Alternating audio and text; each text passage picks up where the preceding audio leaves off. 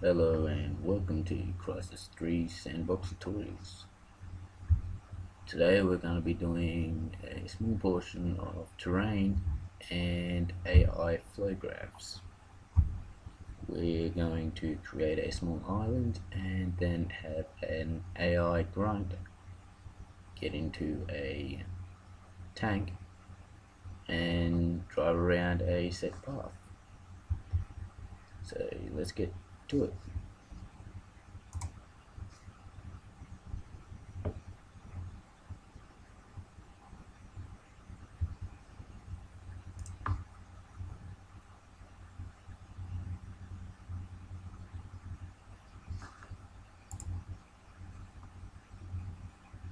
Okay.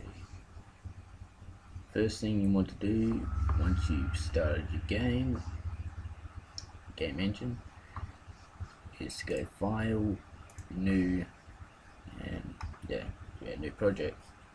Now you can name this anything you want. I'm just going to name it Test Level 3 because I have a few of them, and set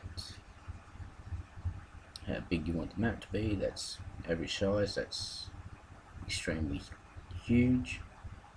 We'll just go with the smallest for now, and meters per unit. Now 128 units times that by 2 and that's your end result. So if we put it at 32, that's quite a big map. I'm just going to set it to 1 for the moment.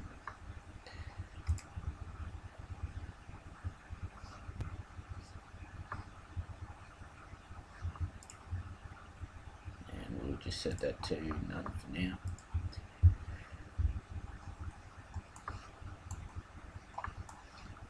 As you can see, we just start off with this massive void of water and no terrain, nothing to walk on. So if I just join the game at the moment, we just go swimming, which kind of sucks, doesn't it? You can't even shoot your gun. So let's make some land to walk on, eh? First thing you want to do is go terrain, edit terrain, just here in the terrain menu. Then we will just go flatten at 20 and set the outside radius pretty big. So as you couldn't see much there, but because it's on such a small map. But if I just use a bit smaller so you can see it, it is the green is the one I'm editing at the moment. Then you got the inside radius. Never really do anything with that.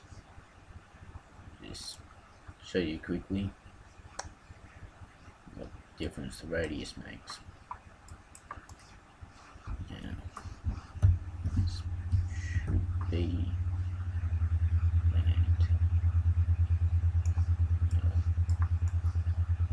Trying to figure out what land went. Let's hit all the way over there. Normally it will create pretty much everywhere, but since we've gone to the smallest we can possibly go, it is just this little cube over here, which is quite small. Then we go -1 to make it shrink, and obviously +1 or just 1, like so. It's going to make it higher. So we'll just go -1 for now. I'm just going to smoothen out the edges. Should be lower. And just go minus a few. Just an island. As you can see in the background, just over here, it's actually editing. And the best thing about this is I don't have to just do it on here. I can go straight over to the map and take off bits I don't like. If you look on here, it should show up. Yep, there it is over there.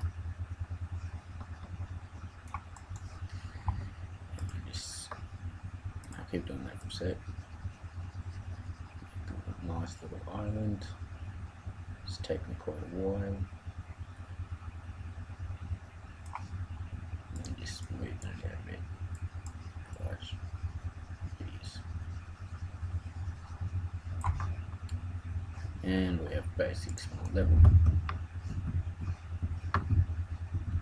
You see it is this really small island. Now pressing Control G. Now in the game. You see it's not much here. It's pretty boring. Let's turn the volume down on this. It's a bit loud. Okay, well, first thing I want to do is make something to drive around in, like an Abrams tank. So, to make a tank or car or helicopter, we simply click Entity over here, and this will bring down a menu on your roll-up bar. And if you don't have a roll-up bar, if this for some reason isn't showing,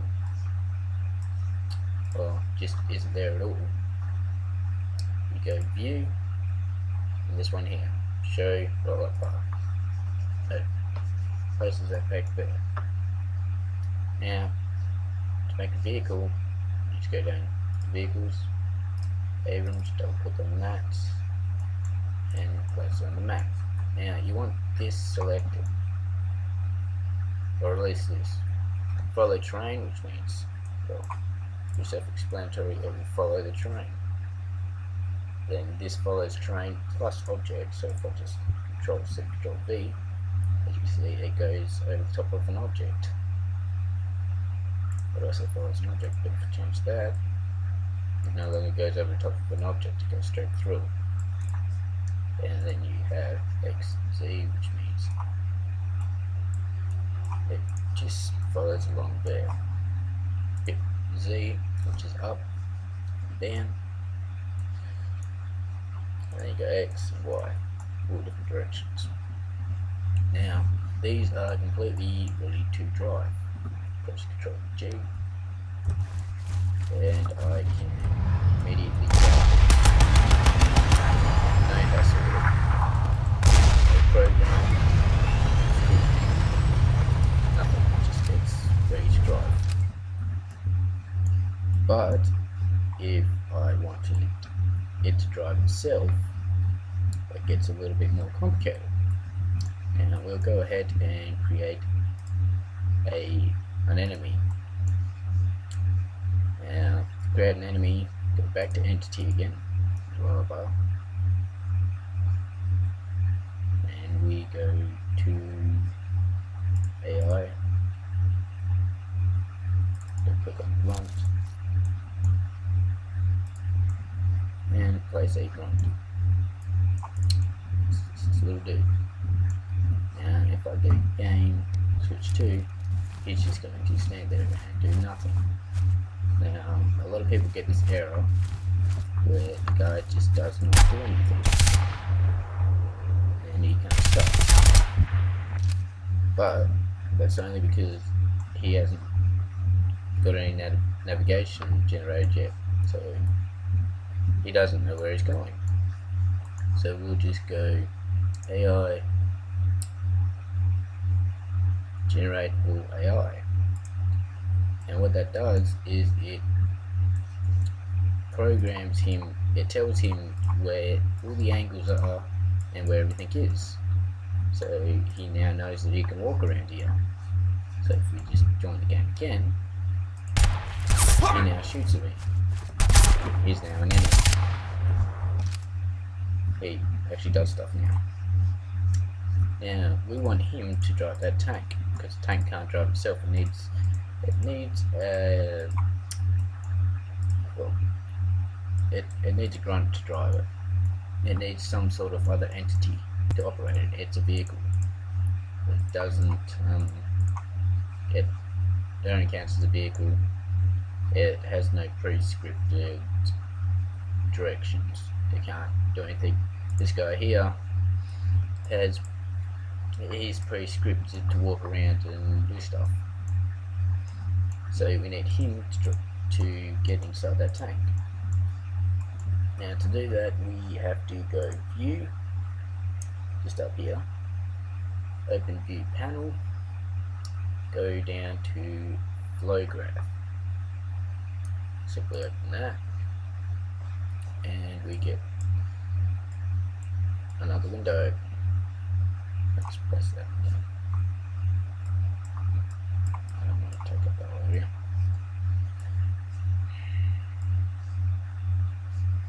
Okay, I'll just leave it as is. Okay, now you get this blank grey screen. This may look confusing. I'll go into more detail into this in a later tutorial. Well, I'll be going into more detail for everything into later tutorials. But for the moment, I'm doing the basics of what everyone wants to do straight away. So, we go File, New. Now, you'll know you have it new because you'll see this mesh. If you don't see the mesh, then you're probably better off trying to do it again. This mesh means that you can now create stuff on it. I don't know if you can see that in the video, but there is now mesh there.